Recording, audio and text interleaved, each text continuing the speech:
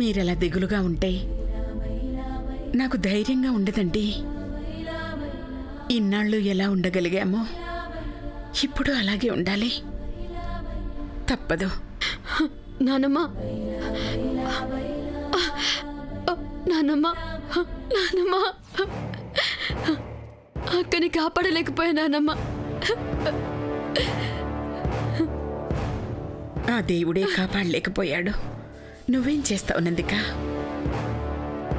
కనీసం నువ్వైనా క్షేమంగా ఇంటికొచ్చావు, అది చాలు. హాస్పిటల్లో ఉన్నంతసేపు మీ గురించే తలుచుకొని మరీ ఏడుస్తుంది అత్తయ్య.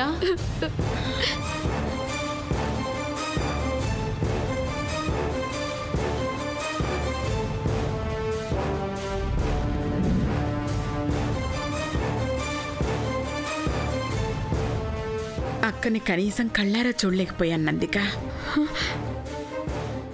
నీకు మాత్రమే అదృష్టం దక్కింది. నానమ్మ, నేను అక్కని కలవగానే సెల్ఫీ దిగాను.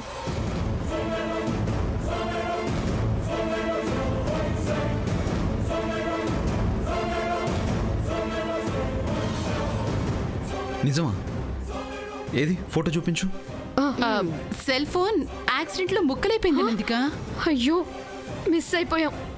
కనీసం ఫోటో అయినా మిగిలిందనుకున్నాను.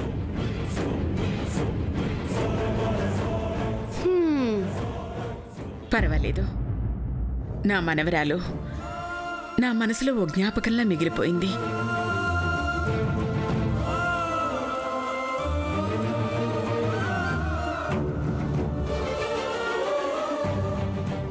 అందుకే శవాన్ని కూడా చూడలేకపోయాను.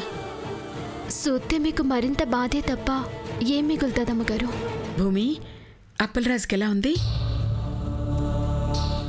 జరిగిందేవి గుర్తులేదమ్మగారు. అంతా మర్చిపోయినాడు. మళ్ళా ఆ పసితనంలోకి వెళ్ళిపోయినాడు. అయ్యో, ప్రాణాలతో ఉన్నాడని సంతోషపడుతుంటే ఈ లోటు పెట్టాడా ఆ భగవంతుడు? ఏడి తీసుకురాలేదా? బాబాయ్ గారింట్లో దింపేసొత్తున్నాం. హాస్టల్లో మాతో పాటు ఉండటానికి కుదరదు కదమ్మగారు. బాబాయ్ చూసుకుంటానంటే సరేనన్నా. నానమ్మ, నేను వెళ్ళి ఫ్రెష్ అయ్యి వస్తాను. సరే. రా మమ్మీ.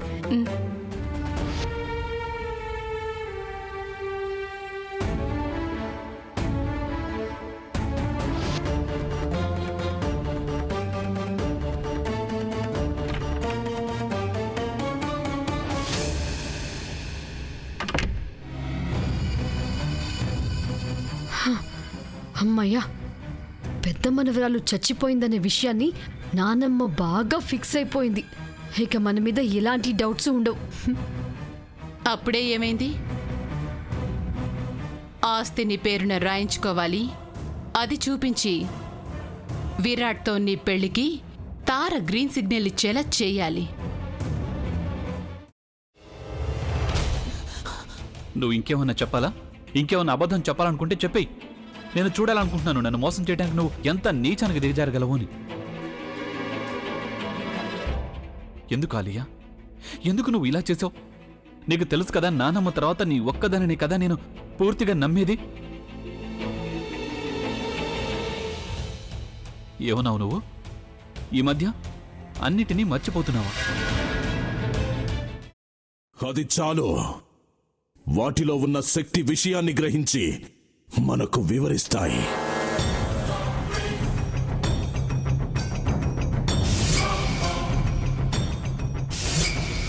ఎవరు ఆ దండ విప్పొద్దు, గది తలుపులు తెరవద్దు.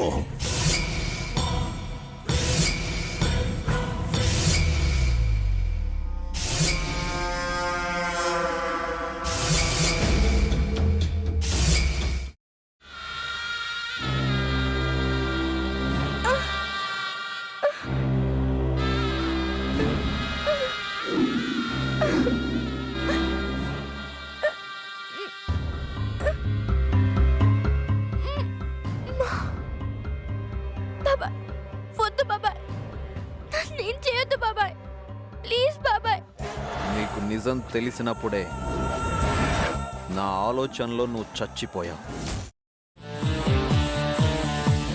బాబా ప్లీజ్ కొంచెం తినండి ప్లీజ్ భీమారావు గారు మీరా? ఇగో మీరా కాదు సక్కుబాయ్. అవును, మీ పనామే లేచిపోయిందని చెప్పి కంప్లైంట్ ఇచ్చినావు కదా. రేయ్, ఆయన కంప్లైంట్ ఇచ్చింది లేచిపోయిందని కాదు, కనిపించడం లేదు అని. అచ్చా, అట్లానా? సరే మేడం. ఇడియట్. ఆ వంట మనిషి పేరేంటన్నారు? రత్తాలు మేడం. ఏం పెద్ద మంచి, నీ వంట మంచిని కూడా మేడం అని పిలుస్తావా? రేయ్ హాఫ్ బ్రెయిన్,